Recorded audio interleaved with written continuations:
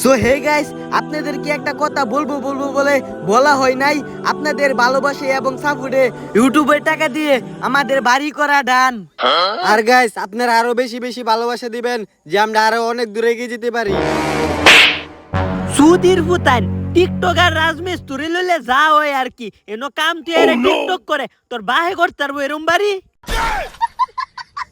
দূর মিয়া, লাঞ্চের সময় দুইটা টিকটক না করলে কি হয়? আমার মিয়া টিকটক 1.5 মিলিয়ন ফলোয়ার, কিছু মান সম্মানও দিলেন না।